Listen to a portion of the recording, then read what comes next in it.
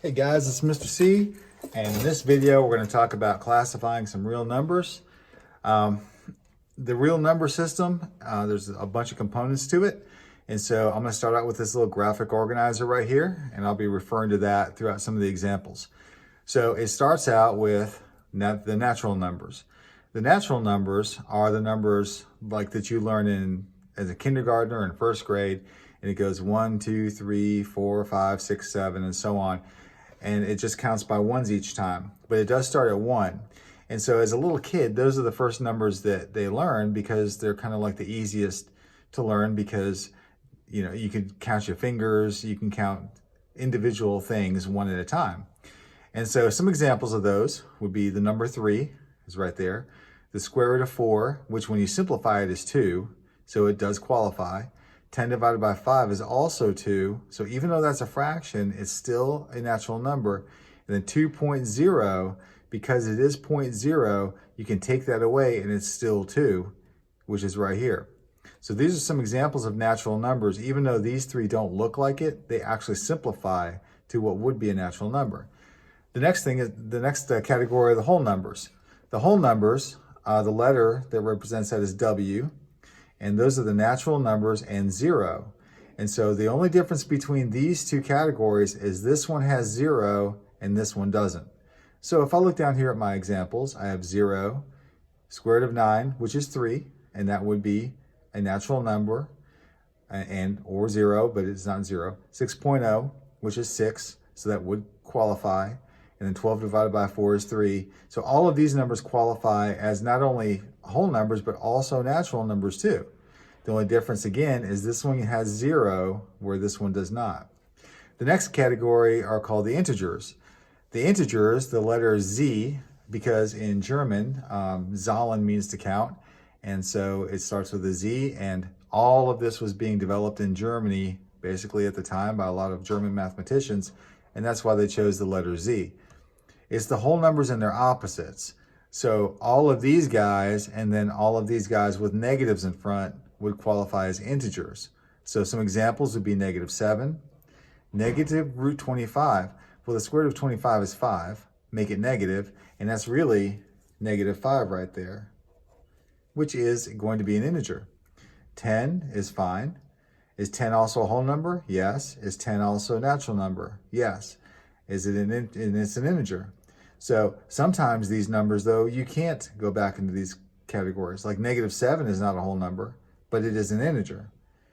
2 divided by 1 is 2. That's an integer. It's also a whole number. It's also a natural number. So some of these numbers are going to fall into some of these categories, and some categories they're not going to. So it could be more than one category that a number belongs to. So let's look over here at rational. Rational is Q, which stands for quotient, and that's fractions. Numbers which can be written as a ratio or fraction of two integers or repeating and terminating decimals. Just as long as your fraction doesn't have a 0 in the denominator, you're fine. But all of these numbers can be represented as a ratio of two integers, a fraction of two non-zero integers in the denominator, or a repeating and terminating decimal. So 3.3, terminating decimal, definitely a rational number. Negative 5/6, that's a fraction. Even though it's negative, it's still rational. Negative 9, square root of 9 over 4. Well, the square root of 9 is 3, so this number is actually negative 3/4, which is also going to be a rational number because it's a ratio of two integers, and negatives are okay. 11, now 11 is interesting because 11 can be written as 11 over 1. That's a ratio of two integers. It's also an integer, it's also a whole number, it's also a natural number. So 11 would fall into a bunch of these categories, and it's still rational also. Irrational now, that's interesting because all of these are separate from this one. So there's like this line right there that you can't cross. You cannot have a number be irrational and rational at the same time. Why? Irrational numbers are numbers which cannot be written as a ratio of two integers, cannot be written as a fraction. If these can and these can't, there is no in between. There's no number that satisfies both of them at the same time. So if it's irrational, it's immediately not any of those. It's also, it can't be written as a non-repeating or non-terminating decimal. You can't, it's going to be a decimal that goes on forever and ever, and is not repeating. So negative square root of 2, that's going to be irrational, because this number you cannot write as a ratio of two integers, root 2. Pi is a classic example of an irrational number.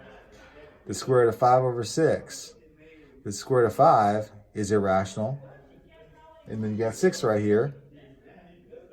And that's going to be, that's a rational number. But these two together as a fraction, though, you can't, this is going to be irrational because that root 5 right there is irrational. So it makes the whole fraction irrational. Here you have 0.123 and then these 3 dots right there, that ellipsis. What that means is that's really 0.123, and then it keeps going, 4, 5, 6, and on and on and on. That number is never going to repeat, and it's never going to end. So that number is irrational also.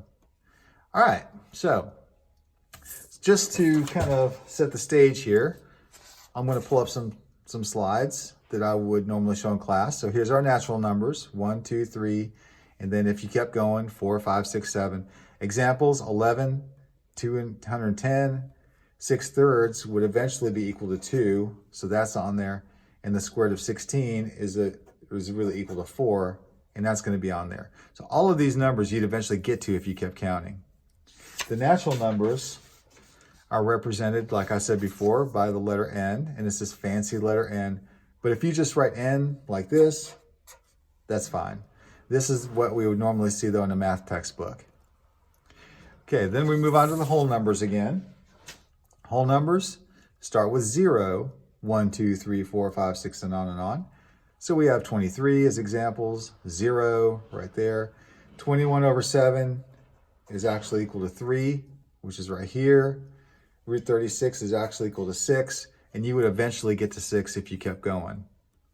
Whole numbers are represented by that fancy W right here, or you could just write a W like that. Okay, this is how you'd see it in the textbook. Then we get to integers. Integers are very popular numbers. We use those a lot, and they're the whole numbers and the opposites on this side. So it goes in both directions, bigger and bigger, and then smaller and smaller. So here's some examples. Negative 9/3, well, 9/3 is 3. So this is really just equal to 3, right? Negative 3, I should say that. And there it is. 17, you'd eventually get to over here. Root 49 is 7. You'd eventually get to that. Root 64 over 4 is interesting. Root 64 is really what, 8? And so you have 8/4. And 8 over 4 would actually simplify to 2, wouldn't it? So this whole fraction right here would actually just be equal to 2, which is right there. And again, integers are going to be represented by that Z for Zolin right there. So when you see that, that means integer. All right, then we have our rational numbers. In this video, you can stop anytime you want, and you can just look at the slide if you want to, or without the sound on. But rational numbers, again, for ratio of two integers, can't have 0 here, can't have 0 here, or it's a repeating or terminating decimal. So 4.2, terminating decimal, good to go. Negative 3/4, ratio of two integers. Root 9 over 2 is really 3/2. Ratio of two integers, fine. Negative root 25, I think we saw that before. That's really just negative 5. And really, if you just put negative 5 over 1, that is a ratio of two integers, so that's a rational number. Like we said before, rational numbers, the Q is what we use for that. And then we get to the irrational numbers, and those are the exact opposite of rational. You just can't write them as a fraction or a terminating decimal or repeating decimal. So root 13, there is no way you can write that as a terminating decimal or a repeating decimal. That right there will go on forever, and it will never repeat and never end. Same thing with 2 pi, never repeat, never end. Then you get one like this. These are interesting. This pattern here, if you look at this number, how I built it, it goes 0.01, 001, 0001, And then the next block here would be 0, 0, 0, 0, 1. And if you keep adding an extra 0 on, it'll never repeat and it'll never end. And so this is a classic example of an irrational number. We usually use the letter I for that. And so for irrational numbers, you can use I or just a capital I, which is fine. In this slide kind of shows us how these sets of numbers are all kind of linked together. The natural numbers are all included in the whole numbers. The whole numbers are all included in the integers. So are these. Because these are in here, they automatically get to go into here also.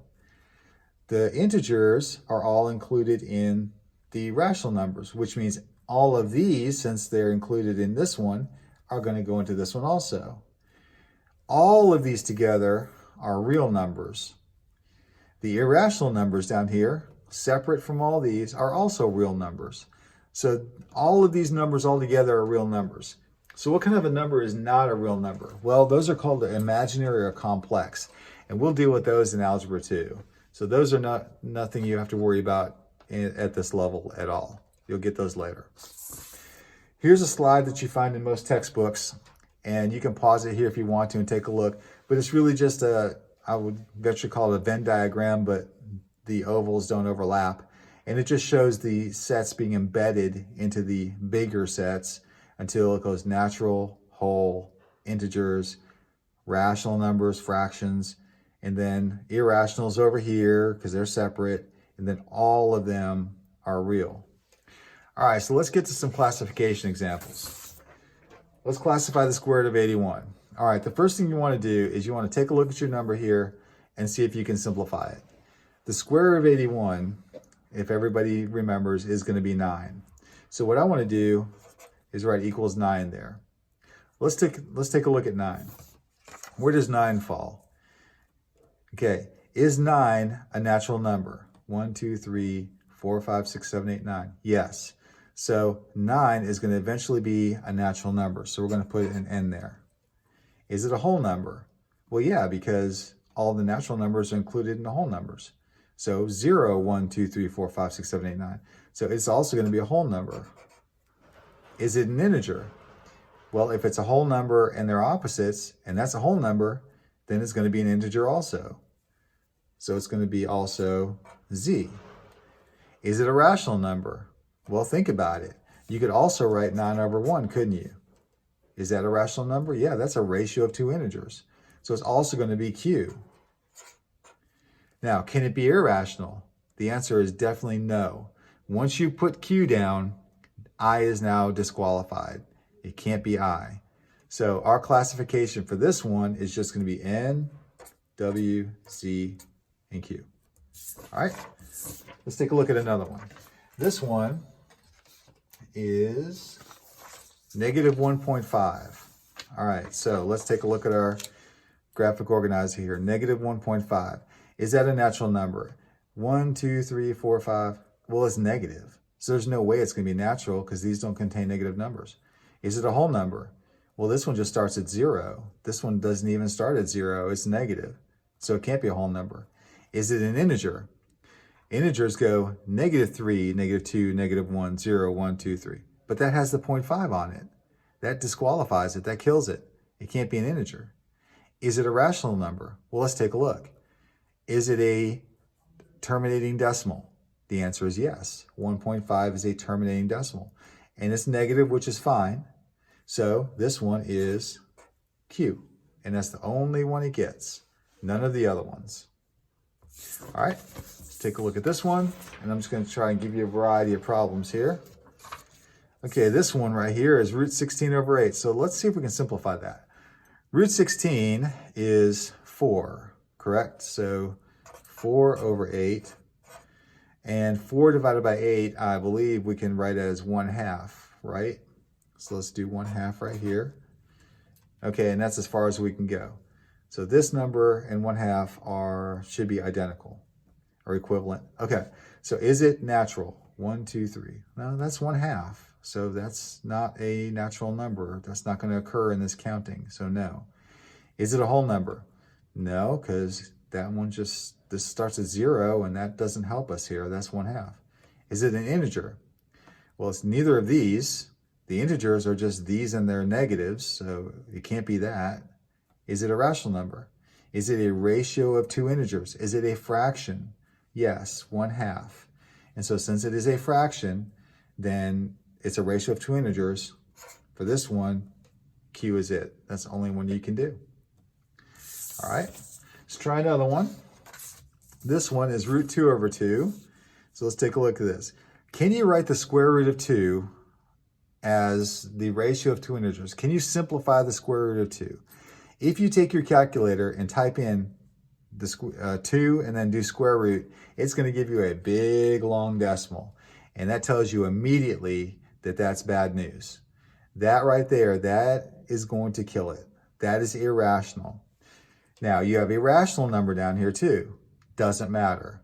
Once you get this irrational number right here, the whole thing is pretty much done, and this one is irrational.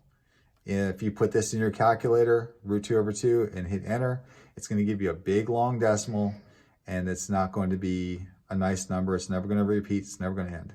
It's going to be irrational. All right, let's take a look at our last one. And so our last one says square root of 9 over square root of 36. So let's take a look at this. Let's simplify. Root 9 is 3. Root 36 is 6. Okay, so 3 over 6 is going to simplify to 1/2. And guess what? We're right back to the same one we did before, 1/2. So which of these would 1/2 fall into? Natural? No. Whole? No. Integer? No. Rational? Yes. So there it is, rational. It's a ratio of two integers. All right, guys, so these are some examples on classifying some real numbers. Hope you enjoyed it, and we will see you next time. Bye.